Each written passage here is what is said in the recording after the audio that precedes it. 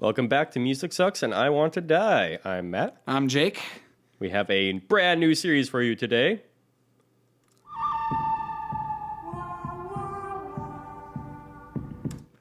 Damn. It's the good, the bad, and the ugly. We're going to take 3 songs, one good, one bad, one ugly. We're going to review them and tell you exactly why they're good, bad, and god-awful.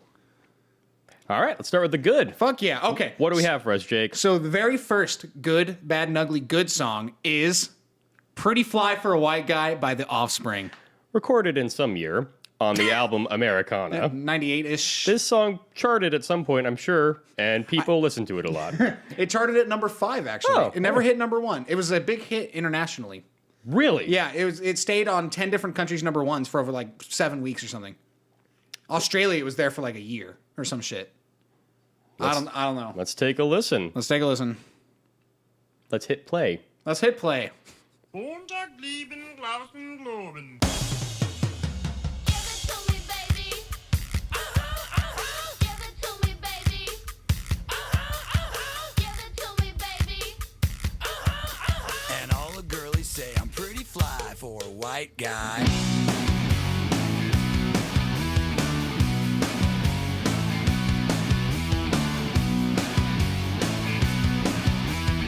Uno, dos, tres, cuatro, cinco, cinco, seis. You know it's kinda hard just to get along today. Our subject isn't cool, but he fakes it anyway. He may not have a clue and he may not have style, but everything he lacks, well, he makes up in denial. So don't deep fake, play us straight. You know he really doesn't get it anyway. Gotta play that feel and keep it real. For you know way, for you know way. So if you don't break, just overcompensate. At least you know you can always go on Ricky Lake. The world needs one of these. Hey, hey, do that brand new thing. All right, That's a nice song. This song kicks motherfucking ass. And let's start talking about why. Well, I like the part where she does the give it to me, baby, and then he goes, aha, aha. I find that humorous. Ah, yes, okay. Yes, I enjoy the German intro. I love the And you know, and then there's a Spanish later. That's right. This is a trilingual hit. That's right. There's not a lot of those. Very rare in the world of music. So let's stop talking about that bullshit and start getting to why it's actually good. My first note I have is that this is far and away the most unique song on Offspring's catalog. Like, there's the rest of their entire discography, and then there's this song. Yeah, and also, I still think it retains their sound, though. Like, they did a good job of not sounding like a different band for one song. Yes, again, it does still sound like them. You got the Exactly. big distorted guitars, The but voice, and like, yeah. yeah, and there's enough, and like, yeah, the subject matter, Yeah. and you can still tell it's them. But then there's all this like extra elements, like the percussion, and just like the interesting dynamics that happen throughout the song. It really changed it up enough to make it just by far the most different song in their catalog, at least as far as I know. And I think it's badass. I think it's cool. It's funny. I mean, I don't know what genre exactly you'd put them under. I don't think pop punk Alt. necessarily, Alt like punk. alt punk, something like Yeah. that. But it's funny that I mean, it's not funny that it became a hit, but it's funny that they did this like weird intro, like the Uba Gleam and Yeah, Grabba, and then like all the Give It to Me babies and stuff. That's actually like that's funny. Yeah. and it's cool and it sounds good. It's weird for them because a lot of the rest Yeah. of this album is pretty serious as Exactly, well. yeah. I think the track that immediately follows it is "The Kids Aren't All Right," and like that's like about a fucking fucked up neighborhood. Yeah. So, I think just an intent. This song is pretty cool, just right off the bat there. Yeah, absolutely. But yeah, then you start the intro. The guitars come in, pretty good sound, good mixing, just kind of heavy riffing, simple. It works. Breaks down for the verse in a different way than the Offspring usually do as well. Yes, we'll get into that a little later. The way they mess with the form later on in the song is so brilliant. But I got a couple things to get through before we get there. First of all, the lyrics on all the verses are like hilarious.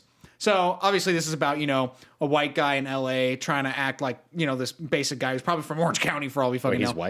he's white? And then Thought he was a fly. shut up. And then, yeah, so it's this white guy trying so hard to pretend like he's from fucking Compton, right? This guy's trying to be so cool. And like the lyrics, like they didn't have ice cubes, so he bought vanilla ice. Yeah, that's funny. And like all that shit, it just paints the best picture of this super dork. I can see him in his baggy shorts and, backwards flat build cap. It's very wonderful imagery painted by the Offspring.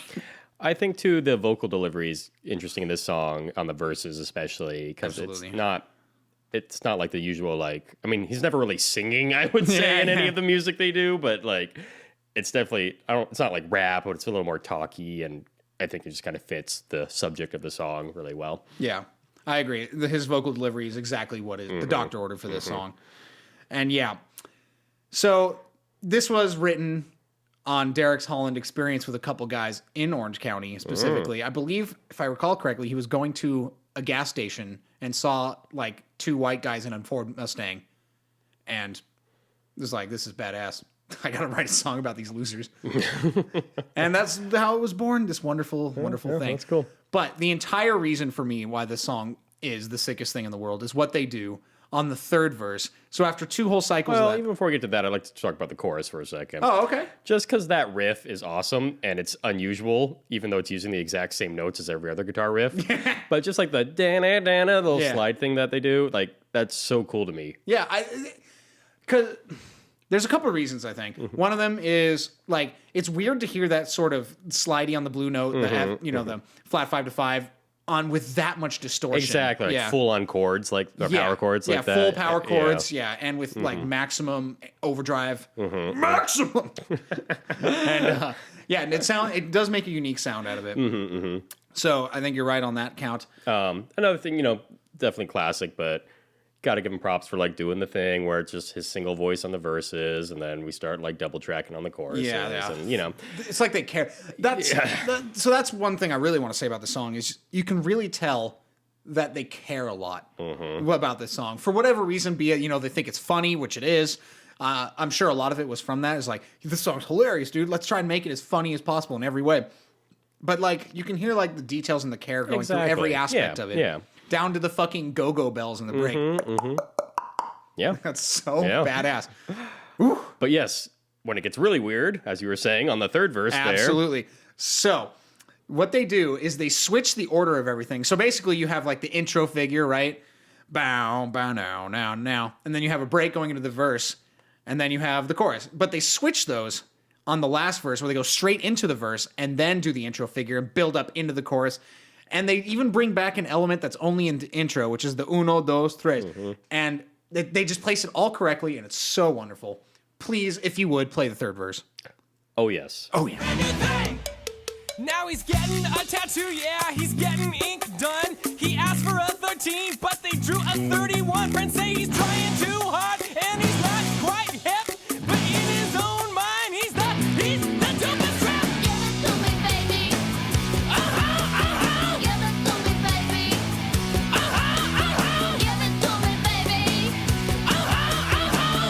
1, 2, 3, 4, 5, 5, 6. So don't debate. Yeah, that's cool. That's cool. It just works so well in every conceivable way. It does. It's that perfect mix of like different enough, but not totally where you're like, oh, what the fuck are they doing right now? It's all just related material. Yeah. The decision making to swap those two elements of the song, the intro figure and the chorus, the intro figure and the verse. I don't know how you make that cool of a decision. I don't get it. It's so dope. And it works in every way. It's good. Yeah.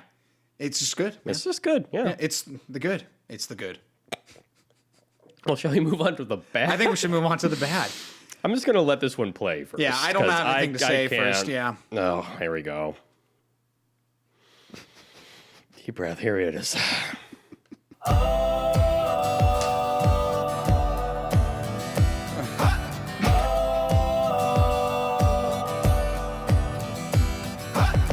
Carved up with the deep regret of emotion.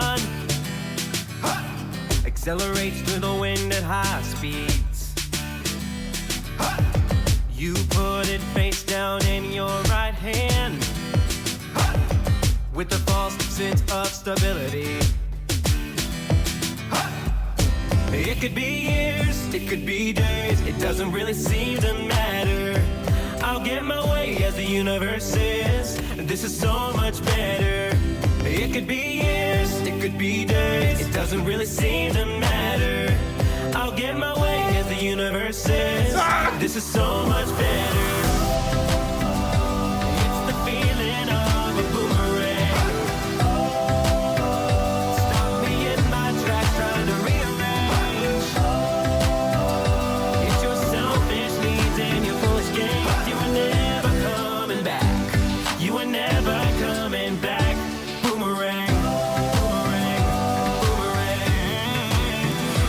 Boomerang, boomerang, boomerang. Please stop it. Oh, thank God. Okay, so I want to. The very first thing I want to point out. Can we talk about this? I can't go any further without mentioning. Boomerangs come back. So, Jake, I actually have a theory.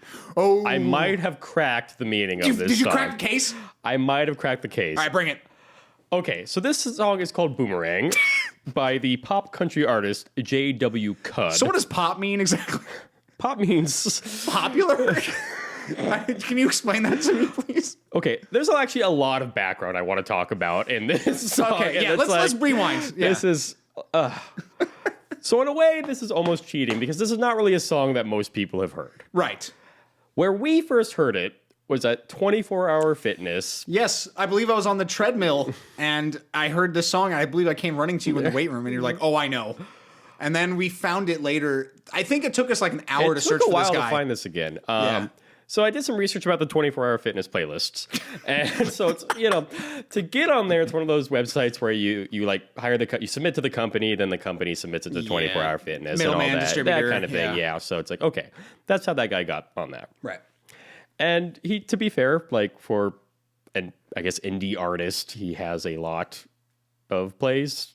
Or I don't know. Yeah. I mean, he's got a decent amount. Like, Yeah, he's got a following of some sort. This is not some asshole we randomly found and are making fun of. Is what my point is. Yeah, Okay. no, this is a real artist that makes money. Yes.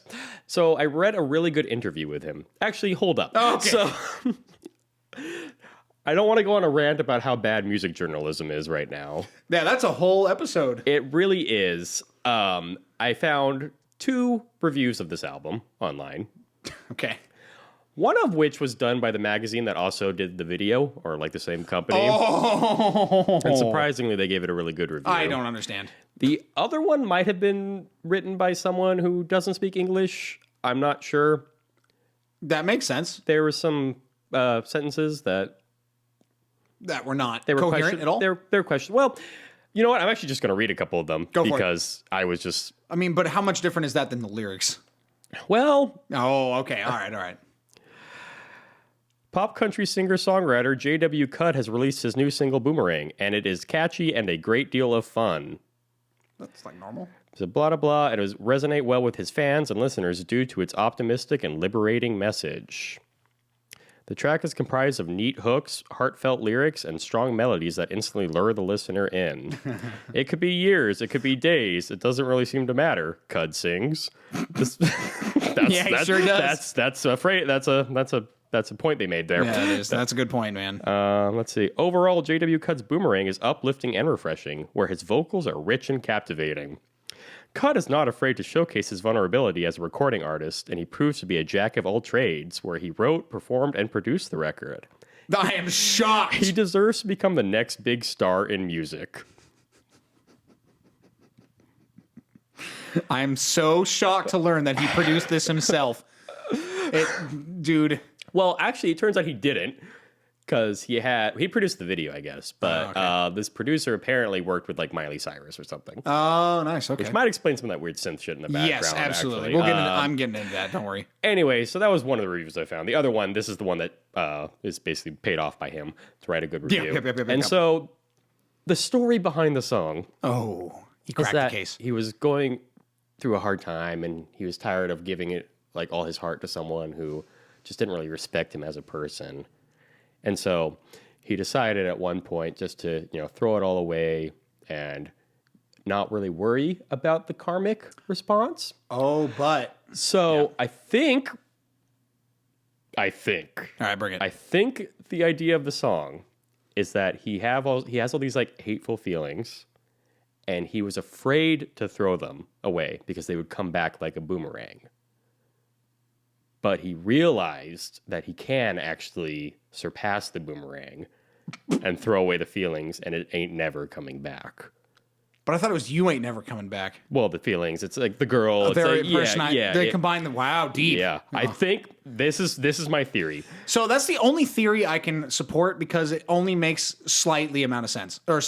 Yes. As opposed to reading these lyrics in any other form. Now, I didn't say anything about what the lyrics actually say. I just think this is what the intent of the song is. Because, yes, if you read the lyrics, I have no fucking Yeah. clue. I've listened to the song like 4 to 5 times now, and I have no fucking clue what he's saying, like, as a whole. I just don't get it. I don't understand the song. Nothing makes sense. Nothing makes sense. And, like, all right, so now that you've delivered the message, let's fucking talk about this. I think this is a horrible song in literally every way you can possibly imagine. I think. Yeah, I almost like you could do it like measure by measure. Yeah, you could go bar by bar for sure. Even though, like, half the time it's the same thing. Yeah. They fucking repeat the entire song Honestly, twice. like, here, we're going back. I'm doing this. Oh, boy, here we go. What? Let's go with that. Okay.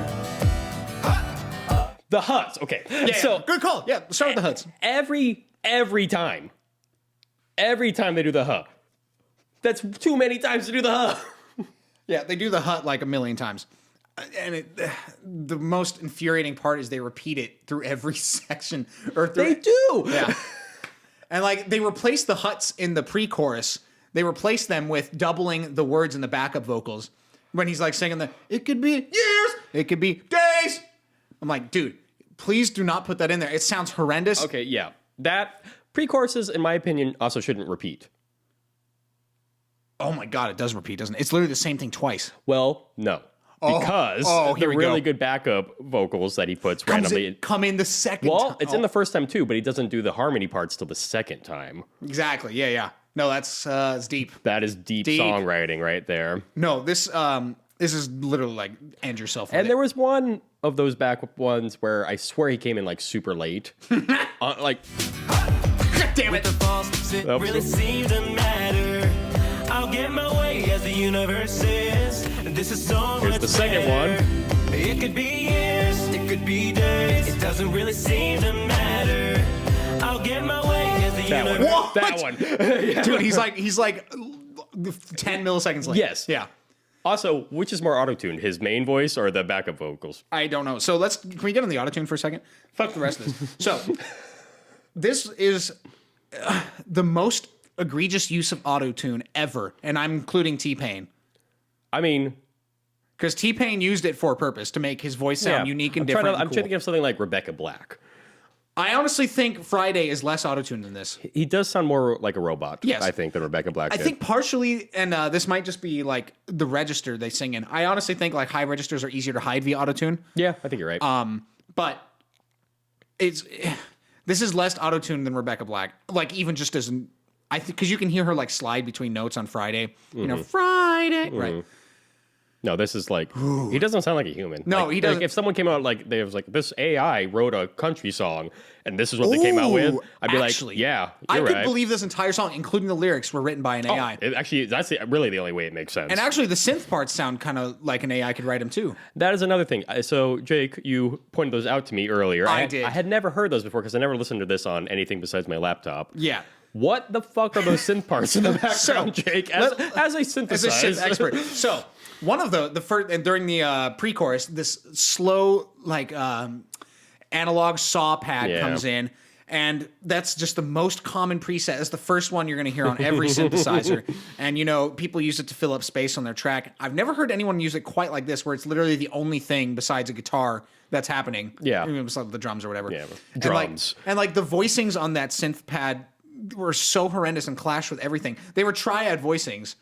Like, you know, there's like GBD and like the singer's like singing a C and like there's like all sorts of clashing things. Like just do octaves, man. If you're gonna put the synth pad, which you shouldn't, do it in the or maybe fucking cut the reverb off your voice, get rid of the backup vocals, and put that pad in the pre-chorus, and then it'll work. But there's too many clashes. It makes no sense. The synth sounds horrible. It's really buried in the mix. The production in every way in the song is embarrassing. I know.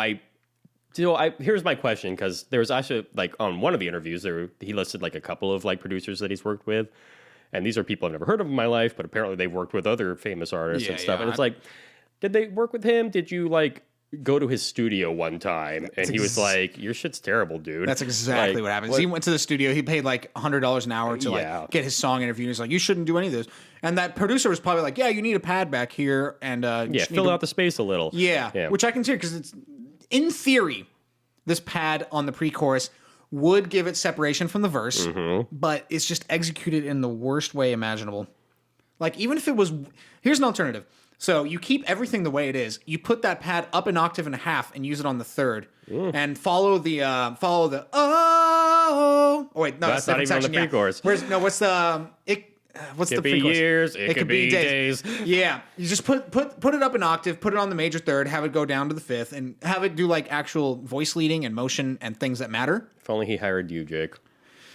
Yeah, people should never do synth parts without me asking me first. that's the lesson we learned. No, so this pad is really embarrassing, and then they move on to the fucking, is this the chorus? The Oh. So I want to talk about that. Okay. And okay, fine. Kudos for you for bringing back something that was previously in the song to the chorus, I guess. Not really, but fine. You made. Well, okay, no. Here's what actually happened. They wrote the chorus first. Oh yeah, exactly. Okay, but at point being like, oh, it's the part that happened earlier, and now it's back. I don't think I've heard an OO that has like dropped my energy so much than those OOs. It's like the most is like, like very little draggy, just like very little chutzpah is put into him, and he doesn't like. I mean, again, it's like all the autotune, the fact that he just can't sing, but like. It's like he doesn't bring it for the chorus. No, it's like just as flat. But you flat. Can't when it's autotune like this. You have no flexibility. Yeah. Because when you autotune, his producer, I'm sure, worked with him. He's like, if we're gonna make this work, then you have to sing at the same volume level. It has to be very consistent timbrally. Yep. And that's how you know that he's just an atrocious Actually, I want singer. to play that a little again because I feel like I'm forgetting something. The universe says this is so much better. I forgot about that. Oh, the filter suite? Yeah, that's always a good one. The feeling of a boomerang. Oh, I've heard the Huss come back for that, too. Stop me in my tracks trying to rearrange. It's your selfish needs and your foolish games. You were never coming back. You were never coming back. Boomerang. Boomerang. Boomerang. Boomerang.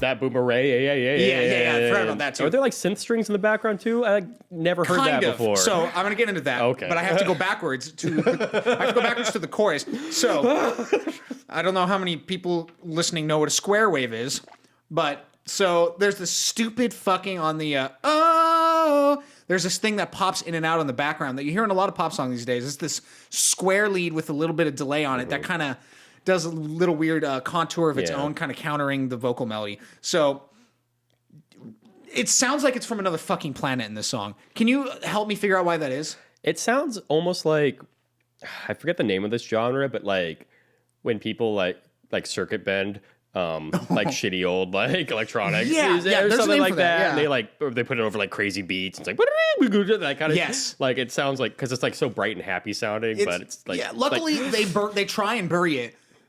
They don't do enough, in my opinion. I don't think that should even be there, but that's no, it should not. But yeah. It just it sounds like it's another planet, dude. Where is that coming from? Why is that in this chorus? And then we get to the fucking break, boomerang, and then those.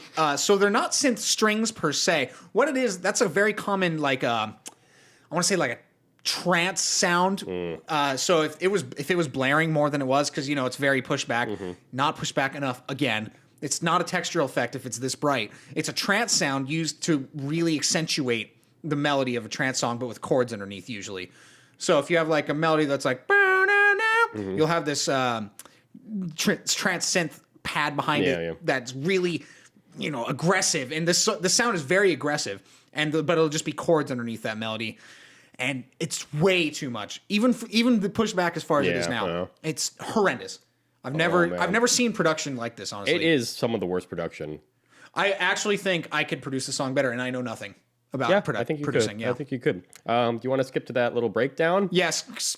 Do we preface this at all, or just fuck it? Let's just go. Yeah, for fuck it. I don't Fuck really it. know where it is, so give me a second here. Yeah. Might be right for this, actually. You guys like this chorus? Keep listening to this chorus. It's really great. Now they can think about the things that we've been talking about. That's right. That's right. So Yeah. we should probably actually go back to the beginning of the song and play it all again. I think.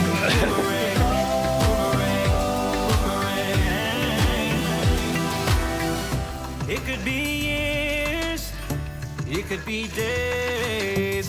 It doesn't really seem to matter. Cool. Cause I'll get my way as the universe is. This is so much better. This is so much better.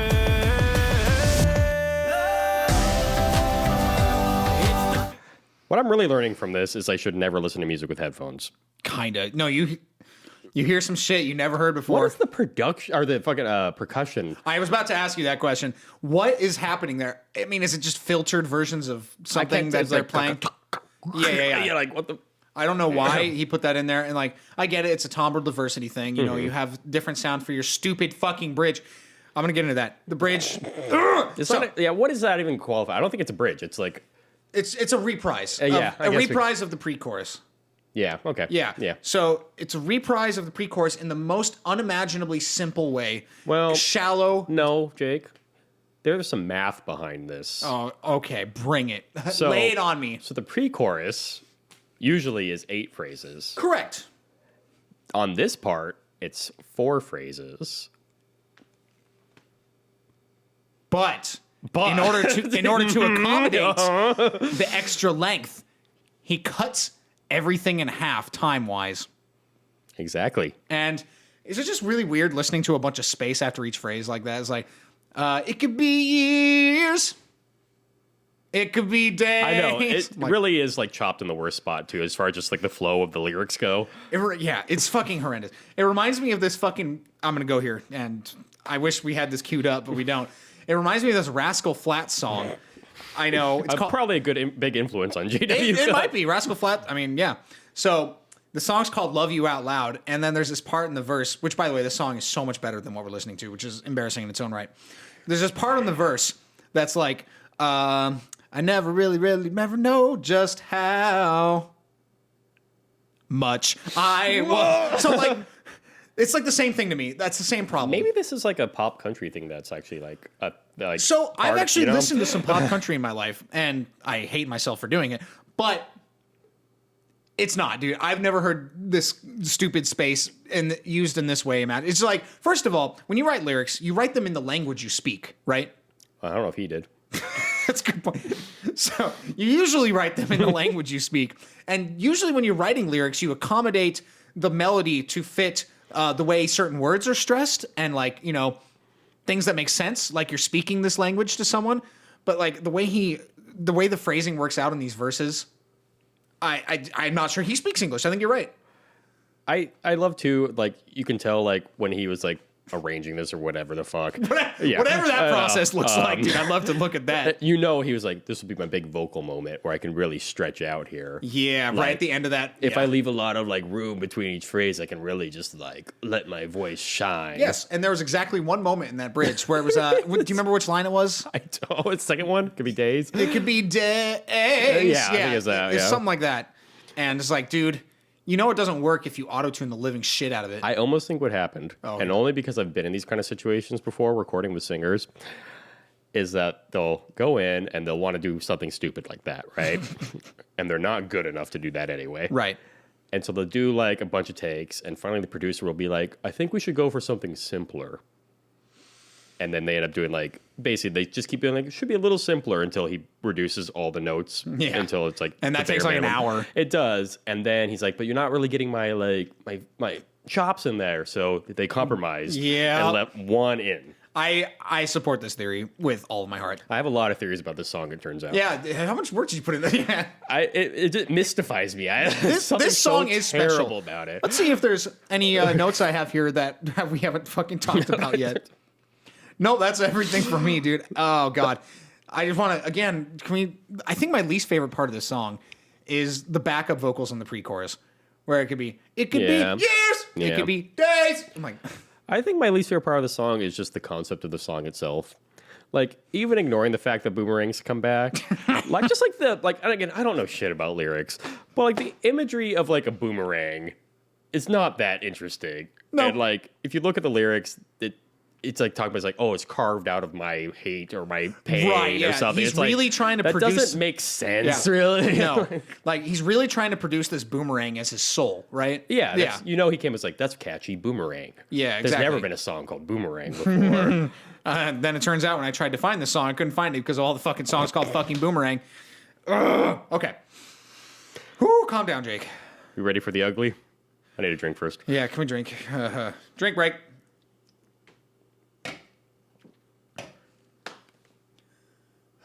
We ready?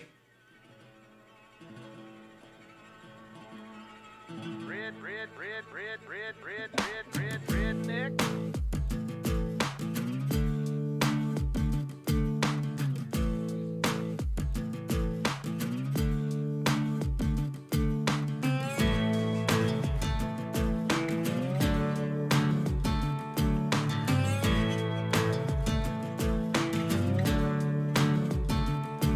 Well, the boys round here don't listen to the Beatles run. Old Bo Cephas threw a jukebox needle at the honky-tonk where they boot stomp all night. What? That's right. Yeah, and what they call work a digging in the dirt. Gotta get it in the ground before the rain come down to get paid to get the girl in your four-wheel drive. Yeah, the boys round here drinking that ice cold beer, talking about girls, talking about trucks, running them red dirt roads out, kicking up dust. The boys round here sending up a prayer to the man upstairs. Backwoods legit, don't take no shit. Shoot her back, and shoot her back, and shoot her back a spit. Redneck. I want to say one thing real fast. After coming from Boomerang, this production is miraculous. That was actually the first thing I noticed. Yeah, everything sounds good. Yeah, so this is for our uninitiated listeners at home. This is Boys Round Here by Sir Blake Shelton. By Sir Blake Shelton. I'm going to come out and say it, though. This song is way, way, way better than Boomerang. Yes, I don't think there's anyone that could argue. I know. And, like, I was just listening to those guitars being panned in my ears. I'm like, oh, it sounds like humans actually mixed this. This isn't an AI song, dude. So here's the idea behind the ugly, because I guess it's let's talk about that, weirder. yeah. The ugly is not a good song.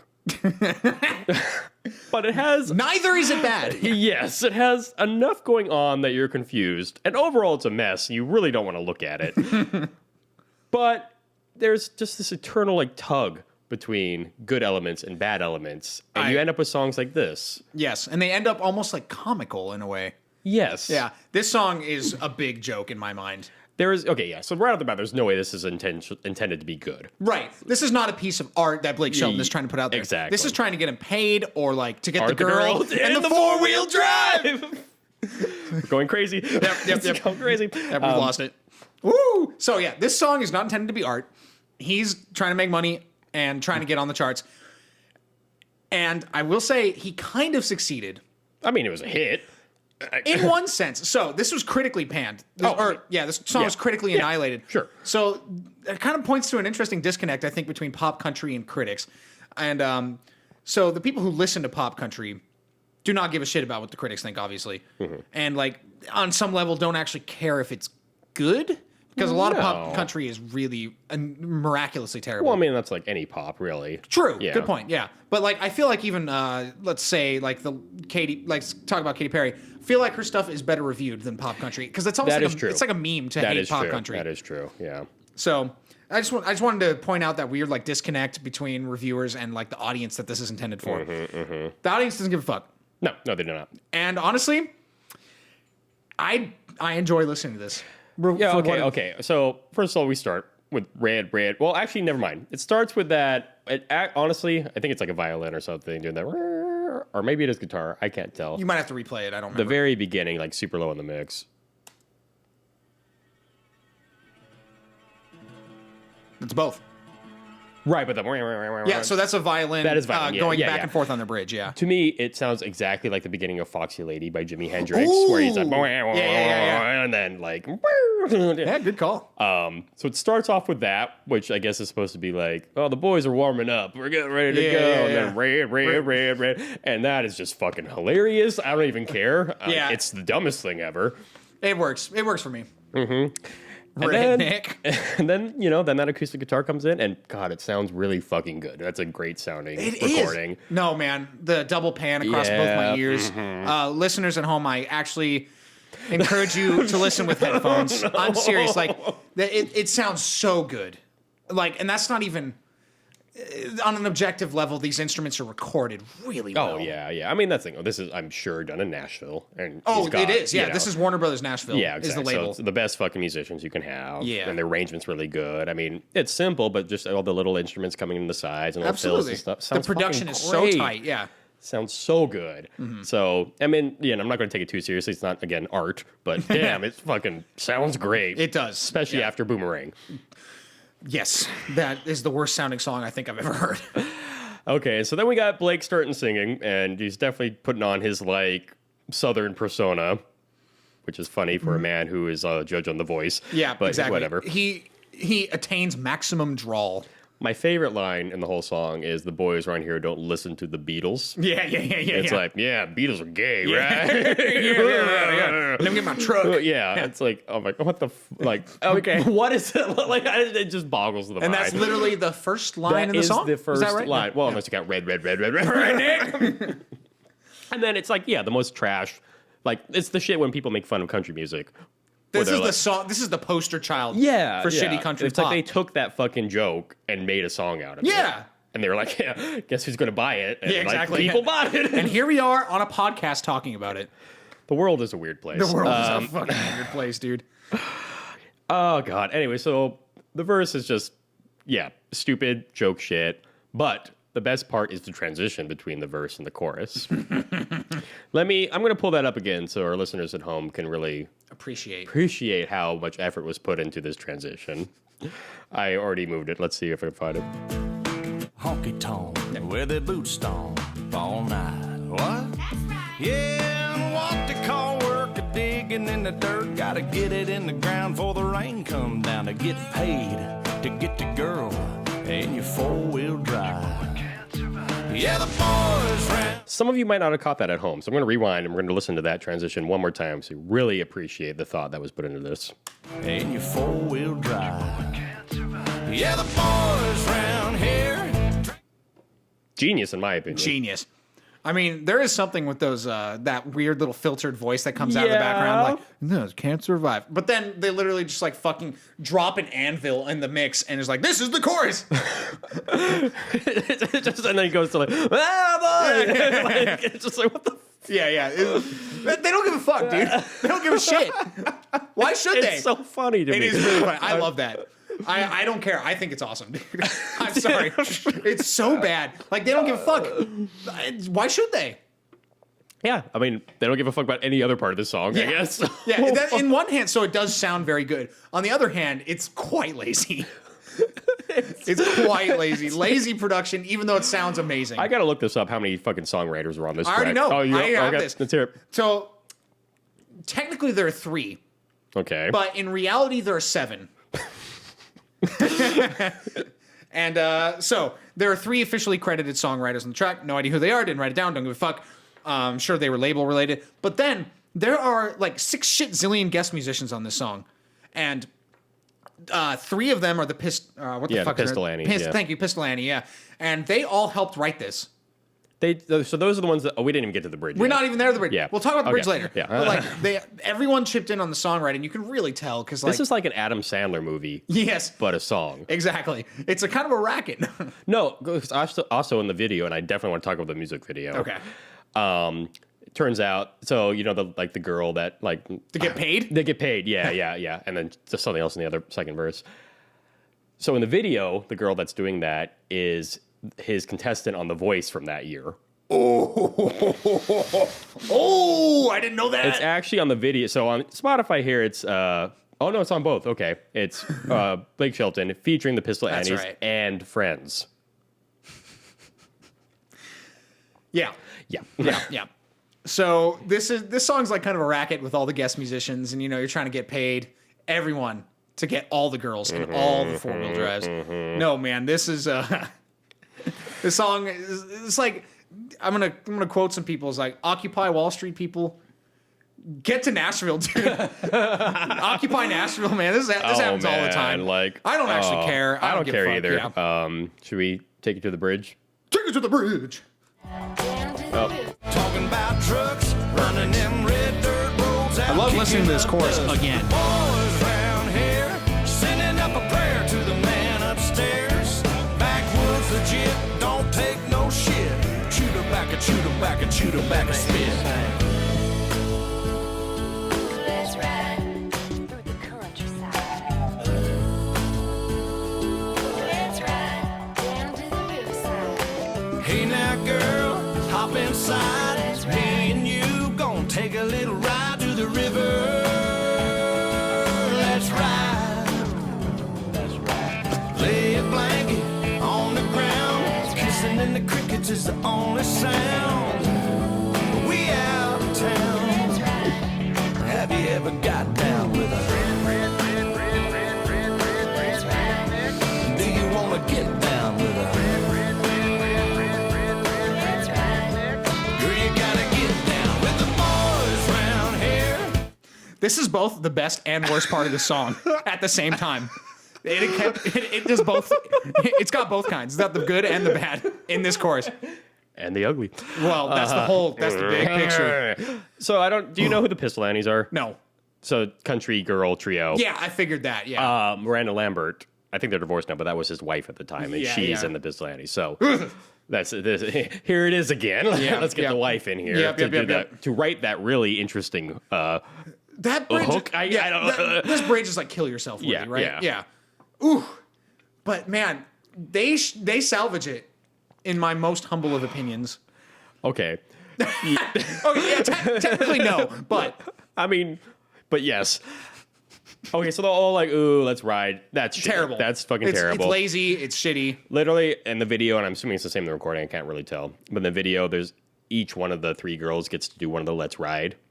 I don't know. I couldn't tell based on the recording. Yeah, yeah. it does, they each sound a little different, so I think that's what's going on Maybe, there. yeah. But it's like here's your showcase. We're all gonna go ooh, and then let's ride. Although one of the girls says through the countryside. That is true. Actually, I believe that is not any of them. I don't think it is either. I think it is. I wrote this lady's name down. It's like Rayella or something. Yeah, it's Ray Lynn. I think that's his contestant. Yeah. Yeah. I think it's her saying that. I think that's how he got her in on the song. He's like, thank God you don't have to sing. But no. I just the motivation to have these people in is an Adam Sandler motivation. It is. Just, it is. Dude, you're gonna show up. We're gonna pay you as much as possible from the back end, and you're gonna do like 3 seconds of song, right? That's That was it. That was it. You get to be in the music video, and hey, that's right. Yeah. You get paid. I'm not making that joke again. All right. So after the ooh yeahs, that fucking sucks. But after that, Oh yeah. let me see if I can find that when again. Blakey Boy comes back Let's in. see. Yeah. Oh, yeah, Yeah, right. dude. Kissing in the crickets is the only sound. We out of town. Have you ever got down with her? One more. Do you wanna get down with her? Girl, you gotta get down with the boys. So that is something interesting that the Offspring and J.W. Cudd also did. That's where right. Every single song we did has an example of this, where you Yeah. take something from the intro and reprise it in a different section of the song and put a new meaning to it. The J.W. Cudd version actually did not do that. They put no meaning to it instead. Yes. So, but the other two, yes, did this. And again, you mentioned earlier, this is like a really funny thing. Yeah, it's The redneck thing, it's so stupid. it's so stupid, and I love how he sets it up here. Have you ever got Yes. down with a Right. like that's I think that's good. I think that's agree. good. I think it's quality, objective quality. Like, it's so dumb that it works so well. Yes. And then we have another great transition into the chorus. Actually, I think this transition is the best one because there's this thing that they do in this in this chorus called, or before this chorus called a, I think it's called like a drum fill, maybe. like a drum fill. What are those? I don't know. So this is the yes, they do a drum fill. The drummer tries to set up something. He only does like 6 snare hits. But Well, whatever. and also doesn't Blake actually go into the phrase on this one too? Yeah, he uses the end of the bridge to connect it to the chorus, and it works. Yes. Well enough. It's fine. It's not as terrible as the other times. Where I love this imagery. Just fucking drop an anvil on your my ass. God. That's the chorus now, motherfucker. And then it's just like 2 choruses out, right? There's there's like nothing in this song. I believe they redneck again at the very end, if I recall. There are actually 2 versions of this. Are there? So yeah, there's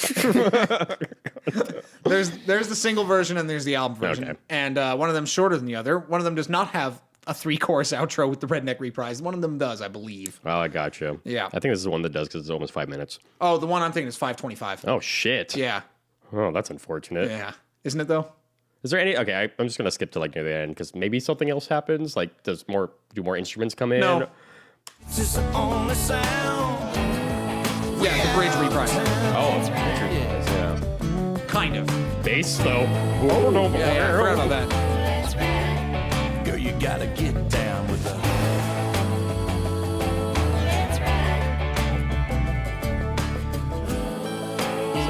Actually, a terrible way to end the song. It is. It's really bad. And the thing is, please stop it now. I can't do it. So they do change it. The guitar riff's different, and the production is different again, where they're panning this distorted, filtered guitar somehow across both sides here. And obviously, it's not nearly enough to make it good. The riff kind of is like whatever, very boring. You know what though? All right, bring it. So this is the album version. This is okay. I know this because that was the point I wanted to make on the single version because I was listening to it on YouTube. Okay, good. It ends with just 2 choruses on the single version, but they fade out the chorus. And it is the most unnecessary fade out of all time. But now it makes sense. Yes, Now I understand. Because, I mean, they have spent so much time on the song already, probably, that when you get here and you're just like, okay, the material we're working with is bad. Yes. Like, it's a joke. It's horrible. Theoretically, we should salvage it by just fading it. And honestly, most people won't notice. Most people don't care. And I mean, that's the audience you're playing to anyway, is they all, what the audience wants is very tightly produced, big sounding, right? Very large, loud sound of guitars and fiddles and country lyrics and a drawl, southern drawl. That's what they're looking for. And they got it. And they got it. I Yeah. mean, besides that, who the fuck cares? No, it's just funny because I remember thinking about it, like, even the first time I heard it, I'm just like, this is the weirdest fade out ever. Like, Yeah. it makes no sense. I'm almost And exclusively listening to the other version now. Yeah. With this one. That's interesting. Yeah. Did you have anything else on the music? Because I really want to talk about the music video. I don't have anything. Hold on. Let me check my handwriting, which Jesus. is really, really bad. Yeah. I wrote, there's like 3,000 songwriters. Yep, I'm done. Did you watch the music video at all? No, please enlighten me. So, Do I need 211 for this? we talk about, it's like, okay, what was the intent behind the song? It's not art. It's just like, let's get it, the boys having a good time. And then I watched the music video. Okay. And I got extremely confused. And I'm sure the people who did the song had nothing to do with the music video. So I get that they have different ideas. But I need someone to explain this to me. So the music video starts. It does a thing where it's like the song doesn't even start and they do a little like pre-thing. Right. Blake rolling up in his lifted truck. Nice. And then I forget what the car is. It's like a Mustang or something. Something cool, But yeah. also lifted. Oh, It's like a lifted lowrider, essentially. But like... Doesn't Lowrider like delift it? Yeah. But that truck is full of African-American gentlemen in extremely hood clothing, like chains and do-rags, and one of them has like a Wu-Tang shirt on. What? I'm not even joking. What? And they pull up next to each other, going opposite directions, and both the cars are bouncing up and down, and they kind of look at each other, and they give the nod, and then they drive off. Okay? I'm with you. That's how it starts. And then it Kind starts of. doing the red. He's driving a red truck, too. Oh, badass. So it starts out, he's like on his porch, and it's like his wife's there, and then his like contestant person there, and it's probably like all his other friends. And they honestly like cannot act at all. Right. Like I mean, it's they're probably literally a just joke. like standing there like, and he's just sitting there. He just sits through the entire song, too. He never stands up. At I this mean, part. that requires work. Exactly. So it goes to the verse and then get to the chorus and they're in a barn and they're having like a barn party and shit. Everyone's dancing and there's chickens and shit. Like not Blake even Shelton's still sitting down. Second verse starts, the black guys roll up. Okay. They bust open the door and they walk in super menacing and everyone in there is like looking and they all look worried and they're all like tough and like one of them's like a like huge fat guy. Yeah, He's all just like mean mugging everybody. Okay. And then one of them walks up to Blake and they do like the handshake thing where they like get in and do that and then everyone's like woo and they start partying again. The rest of the song is them all partying together. So And I swear to God, and they're like, for the last chorus, it's like they're teaching him how to do like hip hop dances. He's showing them like some 2-steps. It is pretty offensive, I think. I don't really know though. I don't know if that's offensive or not. You have to watch it. Like everyone has to watch this and let me know what to think of this. I can kind of see the entire video in my head. Your description is quite apt. I'm very confused. I was as well.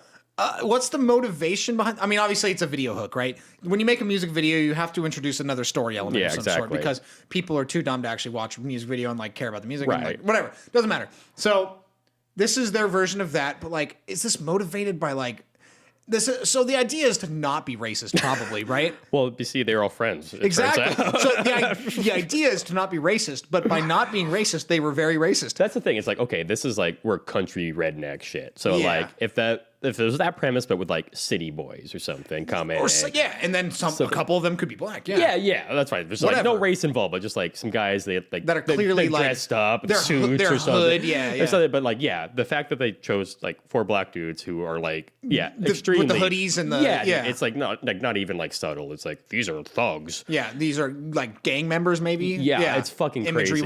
wise. And then they're like when they walk in the barn, everyone's like, dude, it's that's rough. messed up. It is rough. So by not being racist, they were very racist, right? Is that the angle we're going for here? Yes.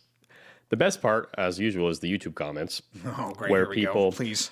And this is how you know everyone who listens to this music is dumb as shit. Because all the comments were like, why do all these comments trying to make it about race? It's like, we can't move forward as a country if you're still like making this about race. These are just about some good old boys having fun. You see, that would be true if they didn't introduce like 4 hood people. Literally, like the next comment after that was like, America will never escape racism as long as black on black crime exists. Oh, it got rough in there. Wow. It got rough. God, dude. Wow. That went from 0 to 60 real quick. Because the first comment's by an idiot. Yeah. Right. Yeah. Well, then there's like so many people being like, yeah, I agree. Right. Blah, blah, Yeah, blah, But then, yeah. then the next And then guy's it gets like, oh, I'm a racist now. And I don't want to try to establish a link between pop country and racism. I can't. Yeah, I'm not going to try because I'm just not going there. But like, I'm surprised there wasn't a Confederate flag in the video, honestly.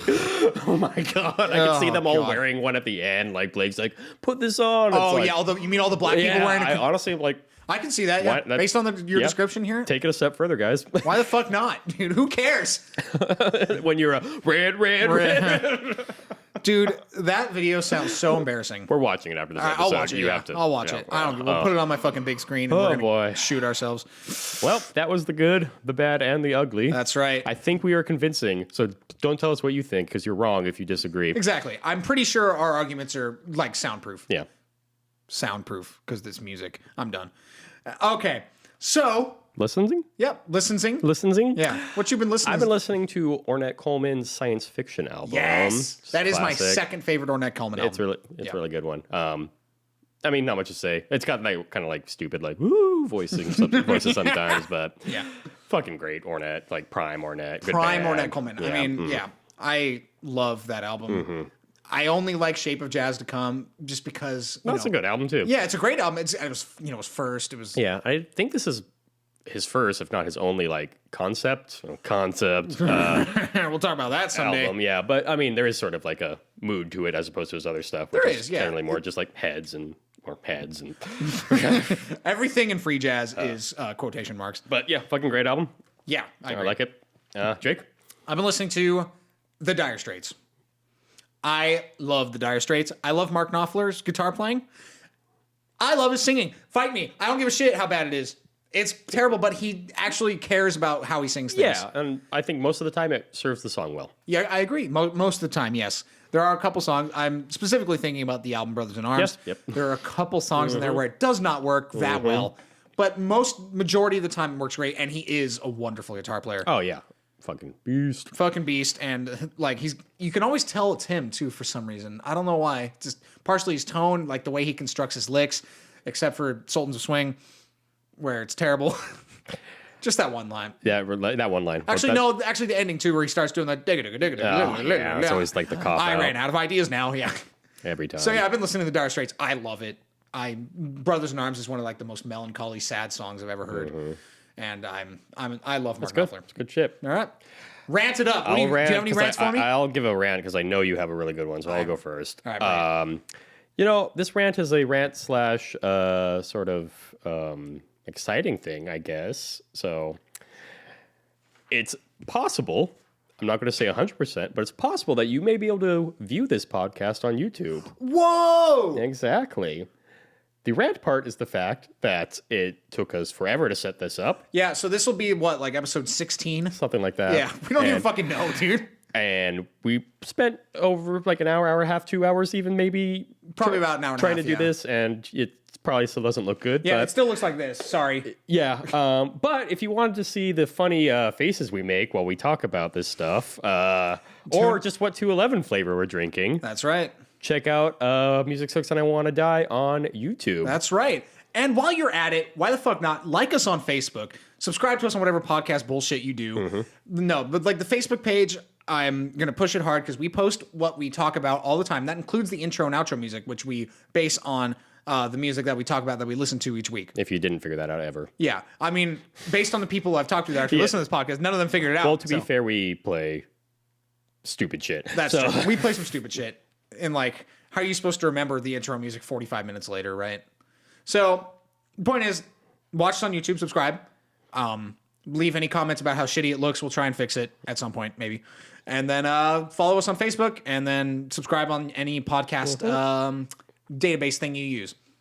That's it? Yes. All right, Jake, let's hear this big rant that you've been teasing all day. Yeah, sorry. So what happens is I tell him, like, oh man, I got this sweet rant. And now he's probably going to be really disappointed because I've been hyping it up all day. Yeah. We're going to talk about a synth company, which is usually a bad start. And like, this is not going to be good. I promise you, this is good. So we're talking about... I already don't want to hear it anymore. I know, right? It's too built up. We're talking about Behringer. Oh. Yes. They make really quality guitar pedals. So yes, let's start there then. Behringer is a company that is somewhat notorious for making lower end, cheap products. They've been trying to salvage their image a little bit. They made a synth called the DeepMind, which is, I mean, it's very derivative, but it's a synth that stands pretty well. Point is that they make these old synth clones. Sure. Like they made a new Mini Moog Resurrection kind of. Basically what they do with guitar pedals. Really? That's what they've been doing forever. Oh, like everyone yeah. is like, it's almost the same name too. They'll Great. take a classic pedal. Exactly. Like, They do the same thing then. Yeah. So it's the same thing. But so there's this guy who runs this site called Create Digital Music. His name is Peter Kern, and he has criticized Behringer in the past for their products and such. So at some point, Behringer decided to run an attack on him. I know, one person. Because he Criticized them. But there's a little more to it, and I'll get there. Okay. There's a little more to it. So Behringer invented this term on their social media presence, which is their social media presence is good in a way because they're very active. They're like they try to talk as if they're a real person, and they manage to do it in a lot of cases. But they invented this term for people who criticize their products as being like remakes and whatever, and they call them cork sniffers. I don't know why. I mean, that's like the old wine term. Oh yeah. Oh okay. So yeah, I it's, don't know. it's like like Frasier would be a cork sniffer. Yeah. So basically, Behringer did a couple things. They made a fake product named the Peter Kern synth. No. Yes. And I'll just show it to you. It's a piece of fucking cardboard and it looks like shit. And then they As opposed to their other product. As opposed to yeah, exactly. So in January, they trademarked Kern's name. What? Yeah. And they registered it on one of their synth designs. And then on February 16th, they posted on Facebook a photo of their first Kern synth, which is the one I showed you, that cardboard one. And then they did another one with a children's keyboard, and they called it the Kern some bullshit.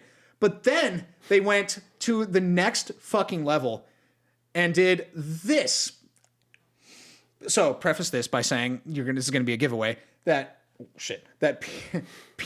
Peter Kern, the last name is a Jewish last name. Sure. This is what they made. Okay, so listeners at home, No, we're going to post. you have no idea what I just saw. Yeah. This, oh my god. So I don't know how many people go on 4chan. Oh, they reference this as well. Anyway, so this picture, for the people who aren't watching this on YouTube, watch us on YouTube because we're going to post this picture that's right. for way too long. I don't even know how to describe it. So it's a mock pedal, right? It's a stop box pedal with 4 values that are all made of cork, the knobs, right, that you twist. And then they have this picture of a very Jewish person with an extremely long Pinocchio nose, which is clearly not racist, right? And his nose extends across the entire pedal, and he's got like the greedy hands, you know what I mean? Like I don't even know how to put this anymore. And then the 4 values that you change with the cork knobs are smelly, corked, cat pee, and acidity. Man, I guess Blake Shelton didn't end racism with that song. Yeah, so again, Blake Shelton's racism is nothing compared to this, That's... dude. And again, the head of Behringer, Uli Behringer, like made a post about it later. Is like, oh gosh, I didn't realize this was an anti-Semitism. You didn't... Let me continue. Hold on. And then he's like, I sincerely apologize to Peter Kern. Good. And then to anyone who might have been offended, which is, by the way, a definition of a non-apology, right? Like, if you make an apology and then say that, like, what the fuck are you even trying to do? That is insane. But we're not even done, dude. Oh my god. So, luckily, that's it as far as that goes. Later, Behringer deleted the apology and just doubled down, like, didn't give a fuck anymore. They don't care. So they ended up deleting the fucking everything related to these pictures and all that, right? Because erase all traces off the face of the earth, because it's pretty disgusting, right? I mean, yeah. That's virulently terrible, yeah. That's also the fact that a big company... This is a big company attacking one guy. This is a single person who writes reviews of synthesizers. German, right? Oh my god, I didn't even think of that. Is Behringer a German company? I mean, sounds a little German to me. Sounds a little Germanic, if I had to say so myself. That's Uli was his name? Yes, Uli Behringer.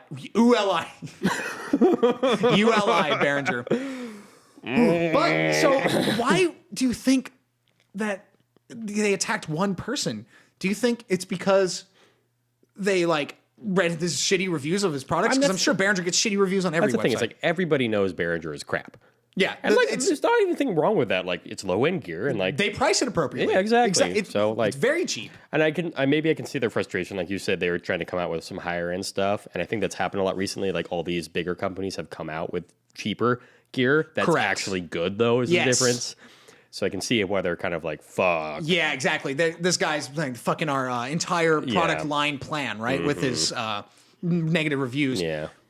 Not the whole story. Oh my god. This is not specifically why. So I'm basing this off an article on Synthtopia.